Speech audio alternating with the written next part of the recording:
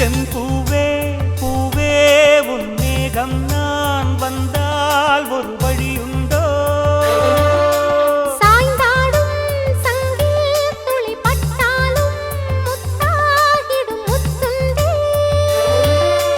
படை கொண்டு நடக்கும் மன்மத சிலையோ மன்னவன் விரல்கள் பல்லவன் மொழியோ இமைகள் உதடுகள் ஆகுமோ வெட்கத்தின் விடுமுறை ஆயுளின் வரைதானோ செம்பூவே